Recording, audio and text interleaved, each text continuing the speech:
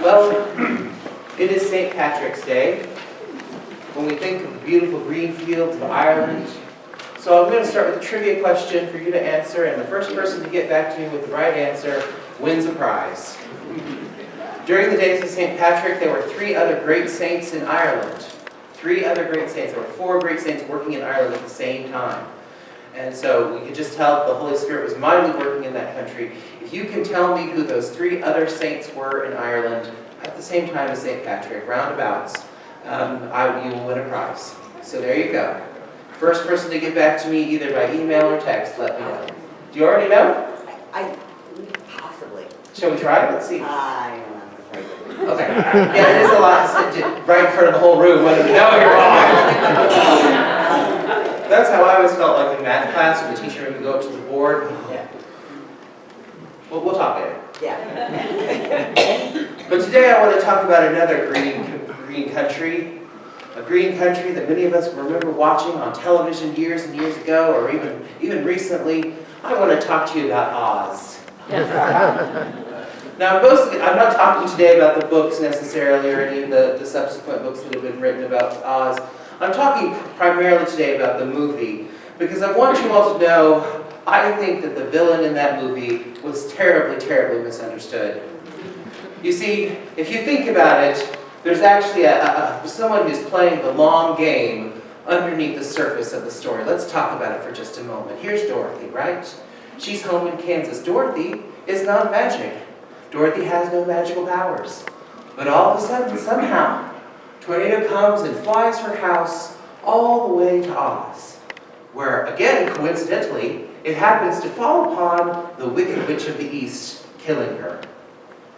And as Dorothy wanders out of her house wondering what has happened, who happens to be coming by but our master villain, Glinda the Good.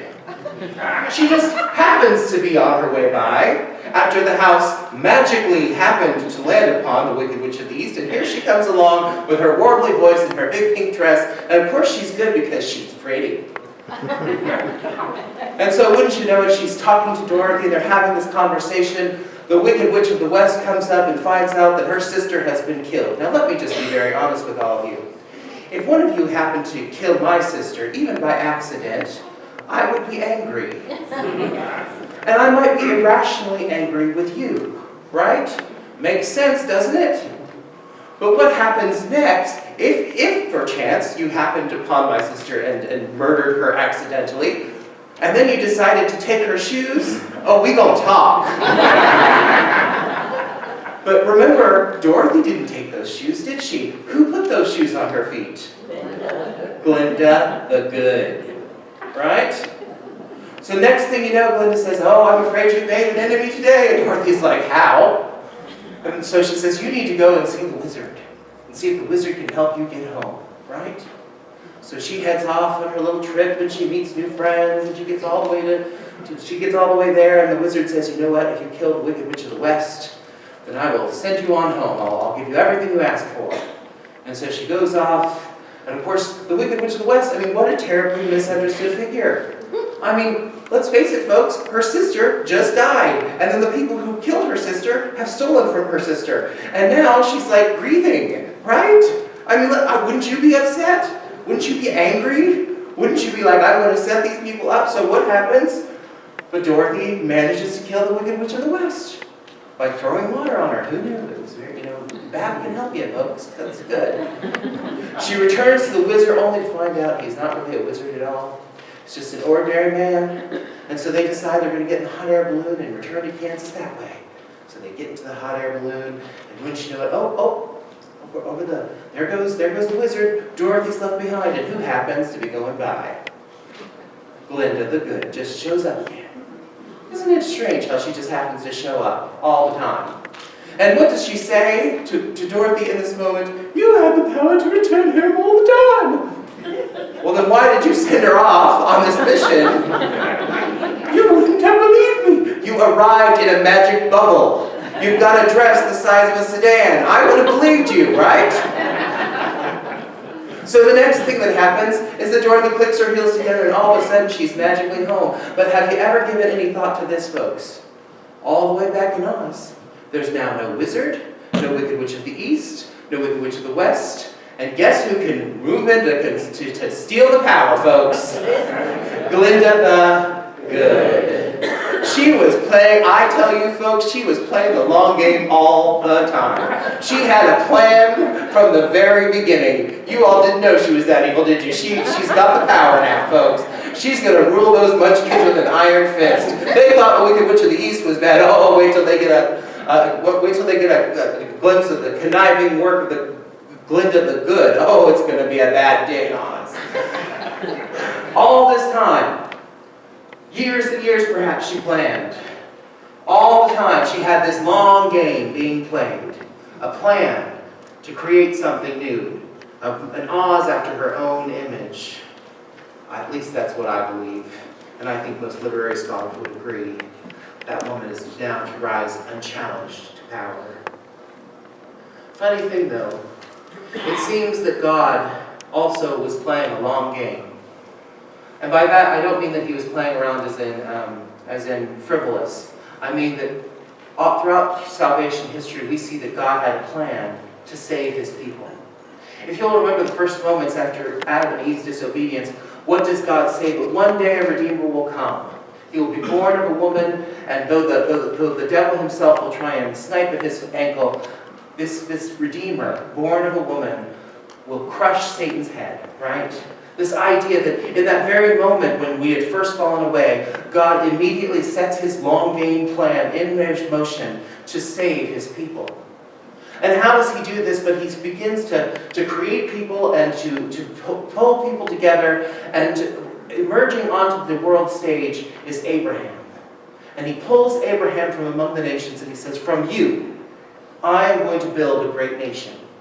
From you, your descendants will be so numerous, they will outnumber the stars. And then he says this, and never underestimate how important this moment in salvation history is. He says to Abraham, through you and your descendants, all the other nations of the world will be blessed. And the story begins with Abraham. In today's passage, we actually have a very interesting moment. It's one of those ancient rituals that we're not comfortable with or we don't really understand. But you'll note what happens in this moment. Abraham and God are having a meeting. And so what Abraham is doing is he's setting up an offering for God. And what's interesting is that this offering kind of mirrors that which happens in primitive cultures all over the world.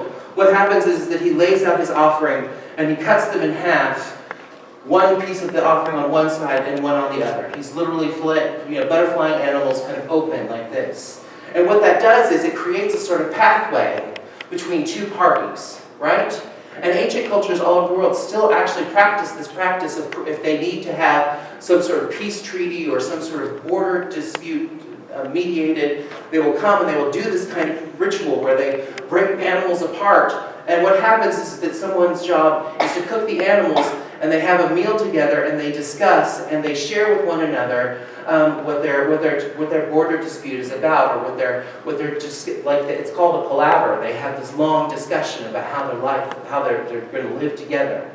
And what's happening in this moment is that God and Abram are actually creating a treaty with each other. Abram does the work of splitting the animals, and what does God do? But when he has the pathway established, Abram sees fire coming down from heaven in a pot, coming down, and it sort of walks between this row of animals. And when these treaties are decided on these palavers and these rituals, what happens is that the meeting of the two leaders will come together somewhere in the middle of the offerings. And they will establish the rules and how they're going to live, and then they establish their treaty with one another. How are we going to live together? And what is happening in this moment is that God and Abraham are meeting in the middle of this offering. And God is telling him exactly what's going to happen. I'm going to create a mighty nation out of you. And from your nation, all the other nations of the world will be blessed. And these are the terms of the contract. These are the terms of the treaty. And now God and Abraham are set together to run the long game. And so through thousands of years of history, you have God using the Jewish people. You see God working with the Jewish people over hundreds and hundreds of years. Abraham's descendants do, in fact, become a great nation. They become 12 tribes. They establish a kingdom. They establish a cultural history. They make their way out of Egypt into freedom in the promised land. They seize the land for themselves. It's a very long and detailed history. And all the while, God is trying to move things together so that this salvation plan he has comes together. God is playing the long game so that he can save all the peoples of the world. Through these children of Abraham, all the nations of the world will be blessed. And of course, we know how the story continues, don't we? Hundreds of years later, one of these descendants of Abraham finds out from the Holy Spirit that she's to be pregnant, right? From this family comes Jesus. From this nation comes Jesus. The covenant that had first begun with Abraham hundreds and hundreds of years before had moved its way all the way through David, had moved its way all through the fallen part of the kingdom, all the way through the Babylonian exile, all the way through the 400 years of waiting and expectation after the book of Malachi was completed, the 400 years between the Old Testament and the New Testament. All those many years, God had been working for the moment that his own son would be coming to the earth. If you want to think about it this way. Think about an hourglass. It's big on the top, it's big on the bottom, right? And in the middle, there's this little place where the sand falls through. If you think about that little middle place as the life of Christ, you begin to understand how God was moving through history, gathering together all the disparate spans of people and nations all over the world, and pulling them together under one banner, his Son, the Lord Jesus Christ. God had always desired, from the days of Adam and Eve, God had always desired to have a people that were gathered together around him. God had always desired that there should be a church, people gathered together in spiritual practices, people gathered together to glorify and worship his name, people who were creating art and music, people who were committing acts of kindness and love. This was always his plan. That was where he wanted to get to. Glinda apparently wanted to rule Oz. God wanted to create the church. And he started with the simple man, Abraham, thousands and thousands of years ago. And now that we have come through the cross event, now that we've come through the life of Christ, now that we have seen that happens, now creation is expanding outward again, moving towards things that we can't even think of or hope for or imagine because they're far too lofty for us. God's eternal desire was for us to be a people who are gathered together under the banner of his own name. God desires to live with us, to be with us, to share with us himself. You know, it's come with a tremendous amount of pain for God, this plan of his. As we watch as history moves on, and as we look at what God suffered, there's an entire book in the Old Testament there's an entire book in the Old Testament, and it's called Hosea. And in Hosea, the prophet Hosea is told to marry a wife who, well, I'll just say she's a lady of the evening, right? And as much as Hosea wants her to be faithful to him, and as much as Hosea loves her, she continually betrays him, she continually commits adultery, she continually falls away from him, to the extent that he is humiliated before his entire town when she finds herself sold into slavery, and he has to buy her out of her slavery. In front of everyone, he has to buy his own wife, who has betrayed him repeatedly, out of slavery. And God lays for us that this particular relationship is a lot like his own relationship with us. He's continually loving us, continually caring for us, continually watching over us, continually trying to get us to the good place that he has set aside for us, and we keep wandering away. And this image of God as the faithful husband and the faithless wife is just an image. It's just an image. It's just a picture. But it shows the kind of pain that God himself has gone through. And in St. Luke chapter 13, we see that this pain even gets to Jesus himself. The Pharisees approach Jesus. You better get out of here. Herod, the king, wants to kill you. Jesus responds to them with a great deal of bravado and strength. Go tell that fox, look, I'm throwing out demons and healing people. and tomorrow and on the third day, and I will complete my work. I'm getting the job done. However, it's necessary for me to travel today and the next day, and it's impossible for a prophet to be killed outside of Jerusalem. And then immediately Jesus switches. Because we have to remember that Jesus is also God. And that Jesus remembers what it has been like to watch his faithful disciples, his faithful prophets, be murdered outside the steps of the holy city. Jesus remembers as if he himself was there, and he starts to cry and to weep and lament. Jerusalem, Jerusalem, you who killed the prophets and stoned those whom God sent to you. How often have I wanted to gather your people just as a hen gathers her chicks under her wings. But you didn't want that. Look at your house is abandoned. I tell you, you won't see me until the time comes when you say, blessings of the one who comes in the Lord's name. Do you hear that message right there in the middle? That God's desire was always to gather us together as a hen gathers her chicks under her wings.